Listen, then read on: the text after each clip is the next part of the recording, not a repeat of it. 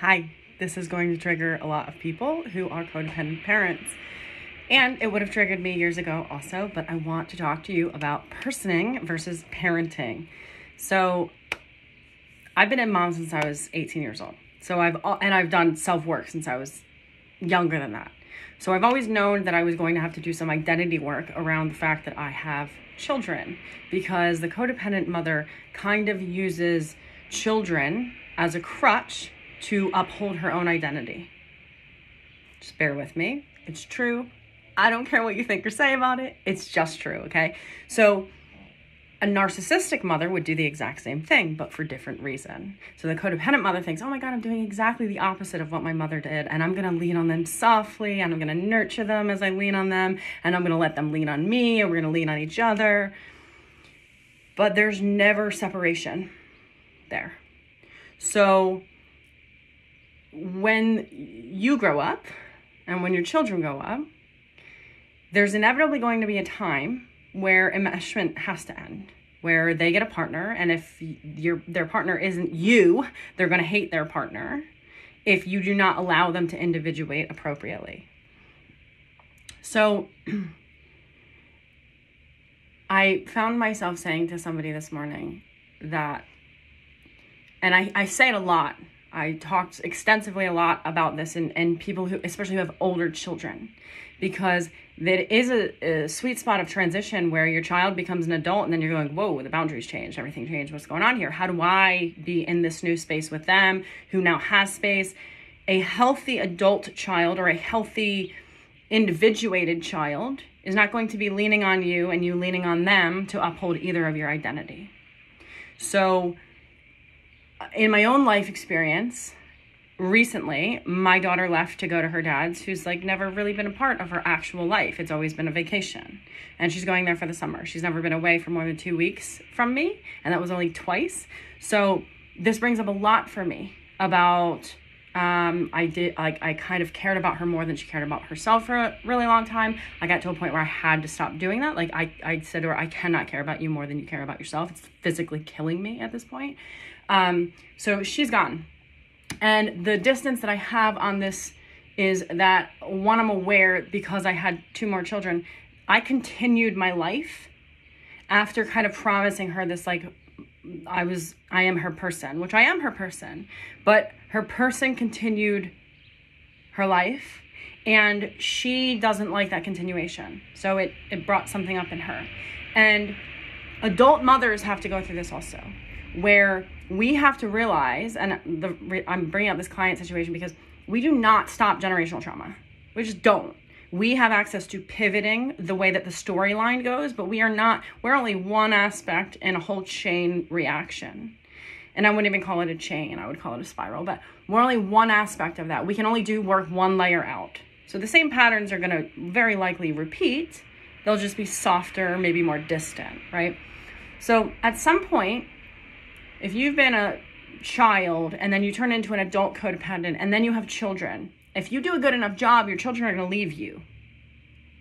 And if you do a good enough job, at some point, they're going to say, yo, you can't lean on me. And that's going to feel like betrayal because you're going to be like, dude, I carried you. For all these years, I carried you. What did I do it for, right? And they're like, well, I didn't ask you to do that. And the answer would be, you did it for yourself. You carried me because you wanted to. That was your choice, right? But it feels like ultimate betrayal when all of a sudden your kids aren't leaning on you. They're leaning on somebody who never even showed up for them. And they're also, the fact that they're leaning at all at that point is like very triggering. But you're not going to be leaning on them and they're not going to be leaning on you. And that new territory is a weird place to navigate because you used to be like this and now your identity is upheld by this lean. But when that crutch is no longer there, that is sadly your child, which you could use as a weapon or a tool, depending on how you look at that crutch. But either way, yes, a codependent mother uses her children as a crutch, just like a narcissistic woman does, just with a polar frequency about it. And at some point, when you kind of kick those crutches out and say, okay, like I used my own parents as a crutch, or I couldn't use them as a crutch, that's why I allow my children to like be this close to me because I was never this close to my parents. at some point when that crutch is taken away and your kids are going to say, I'm not carrying you. Why would I do that? And your work is going to be, after being a parent and thinking your whole identity is wrapped up in like being the ultimate mother that your own mother wasn't, your work is going to be coming down from that pedestal of perfection, Mother Mary status to being a person. And that's a big drop in your identity, because all of a sudden you don't have the crutch that upheld your identity, and they're walking over there and you're feeling abandoned and they're not even looking at you. And you're like, I looked at you your whole life. I've been watching you nightly. I watched you sleep while you were a child and you don't even see me. Does this feel familiar to an older codependent mother who is watching her children individuate because she did a good enough job to let that happen, but now she's still trying to go like, oh, let me pull you back in because this isn't comfortable. This feels too much like what I had with my mother, this distance. And I want to say that in some cases that distance is healthier for your children than what you had previously. And in some cases that distance was maybe healthier than you anticipated it was when your mother abandoned you and became a person, when she continued her life. Because our work is to teach our children how to be people, not how to be parents. They'll do that from their personhood. But when we try to be parents first, we forget to people. And then our child doesn't see a person. They just see a parent and they expect the parent. And then when the person shows up, they're like, well, this isn't what I wanted. This isn't what you promised me. You're not supposed to be a person. You're not supposed to live your own life. You're not supposed to continue your life. When the point is, for me, even watching my daughter, I can know she's mad at me that I continued. And the reversal of this for me is it would be very easy for me to be mad at her for continuing her life, for moving on to bigger things than me or outside things than me, to things that weren't in this cocoon of motherhood and life bubble that we've created. I can be really mad at her for continuing. But I understand that part of the process of being a person is that individuation. It is the continuation that she thinks that when I had another child, it created this vast distance between us. And it wasn't my other child that created that. It was the age that she was when I had another child. And that was naturally going to happen anyway. So these things are going to happen in different flavors. They're going to happen over and over again, just to layer out, like I said, in different flavors. But the feelings are ancient. We'll just have a different reason for feeling them, right? So, and I don't know why I'm going to say this, but I am going to say this because it does feel important in this context. Like, feelings are ancient. We always wrap words around them. We always think that we have a reason to feel something that we feel, but feelings are universal. So I was like looking at my cellulite the other day, like, oh, I'm not really liking this, looking at my gray hair, getting all down on myself. And then I thought about one of my clients who had a double mastectomy. I thought it was so clear to me immediately. Like, these feelings were the thing that created the reason for needing the double mastectomy. And I'm not saying that like wholeheartedly, like across the board, but like, yes, I do believe that what I'm suggesting is that I don't like my cellulite, or I can love it. I just go, this is what it is. Because the truth is, when I'm down on myself, the more I do that, the more I'm going to find a way to manifest in physical reality a justification to do that and maybe need a double mastectomy. Go, see, this is the reason I've always felt insecure about my body. But the truth is, I've always felt insecure about my body. My whole life. That's probably not going to go away as I age, right? Like, the fact that I felt this way when I was 15 and I still feel it when I'm 39 years old, what does that say? It doesn't mean I'm not enlightened enough. It doesn't mean I'm not doing the work. It means feelings are universal. And we're probably always going to find something that we can look at our body and be like, I don't really like that. But when you go, that's the person, it's just like this fantasy of being the perfect mother. I have to be the perfect thing.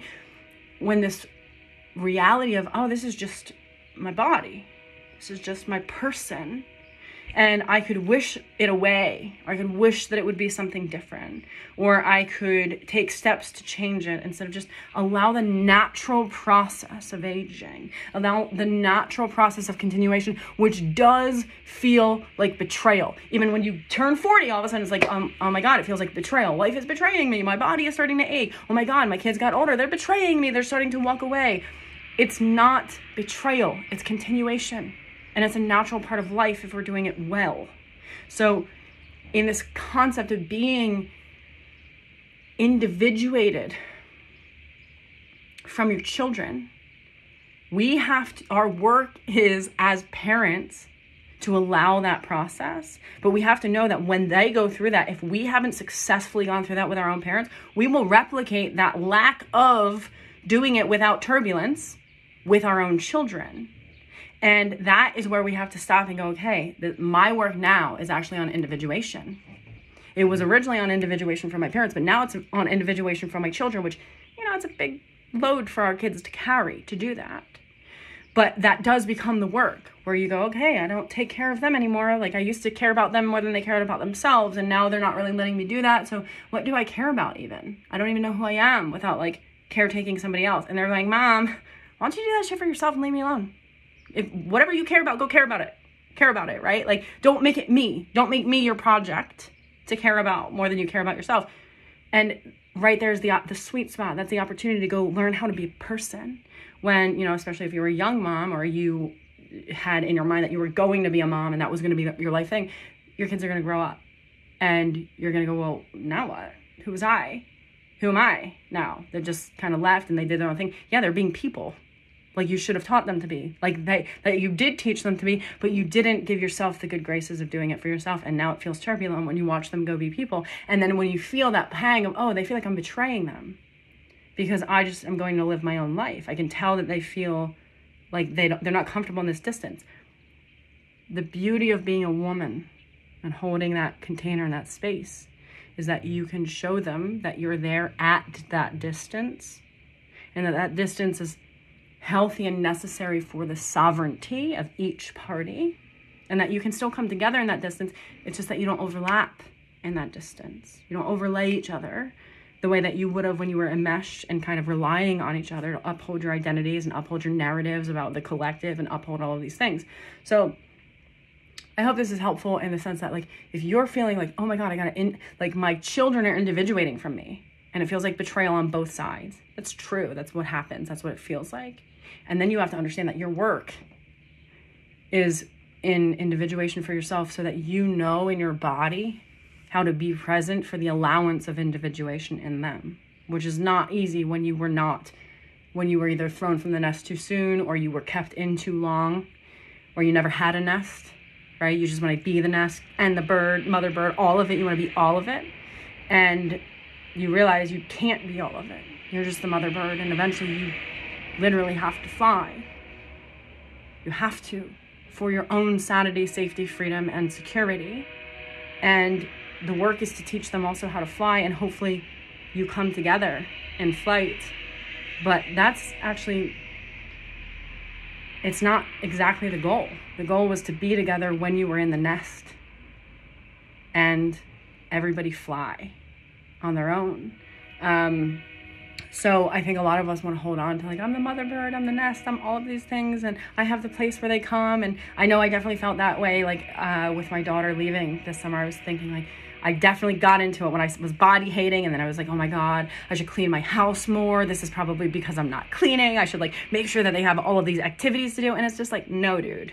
She's going to a place where none of that exists, and she wants to go there. And my point in saying that is, I was thinking, oh my God, I have to make it better or bigger than me to give her something to stay for. Like I wasn't enough to stay for. I was like making it personal and going, okay, if I just clean up, tidy up the outer, maybe, and this is what every codependent does, right? Like in a partnership, oh my God, if I just cleaned more, if I just like said what he wanted more, if I just blah, blah, blah, blah. No, I cannot kill myself doing that anymore. But for a second I was like, oh, if I could just like clean the house more, or maybe give her something, a reason to stay that's beyond me. And of course I'm contorting myself and all of those thoughts instead of just going, okay, I allow the continuation, and I'm going to demonstrate to her the allowance of that instead of like she's holding on a lot of resistance that I continued my life by having 2 more children. I'm going to demonstrate the allowance of that, and hopefully she can receive that in her body, so that we can both be an allowance of the continuation and meet in the middle and show up wherever that is. But our work is after parenting, and hopefully in the middle of parenting, if you are a parent, is to become a person. so that your children have a person to come to, not just this like image of a parent, because that image fades, just like your body. You age, it changes. Your mother is going to go become her own person. If she's a growing woman, she's going to do that. And you're going to be like, well, that's not fair. You were supposed to just take care of me, right? Like, that's not reality. It's not based in reality. That's not based in animalistic nature. She was always going to become her own person. Your mother was. You were always going to become your own person. And allowing the person that you become and the person that she becomes to be what they are and to come together from that being, instead of going, well, it's not fair, you became this way and you became that way. To allow the becoming of that and then to come together in that being is the goal. Letting them be what they are while they continue. Letting you be what you are while you continue. You know, it's funny, I'm thinking, maybe this even only came up because everybody always says, because I had kids 15 years apart, oh, you really started over. And I'm like, no, I just continued. Like, why does everybody say that to me, that I started over? Like, what does that even mean? I didn't start over. I literally just continued. And this is what unfolded in the continuation, right? So the point is to continue. The point is to fly. And if we have kids going, hey, come back to the nest, that's not fair, you have to show them, yeah, life, you know, it's not exactly fair. You have to fucking learn how to fly. It's annoying. You have to take that leap. And vice versa. If you're the mother bird going, hey, I came back to the nest and you're not here, it's not fair that you learned how to fly. You can go look out and go look for that baby that obviously learned how to fly and secure your identity in that attachment. Or you can go fly and see what you see beyond being at that nest and looking for that baby. Because you're both more and you're connected either way.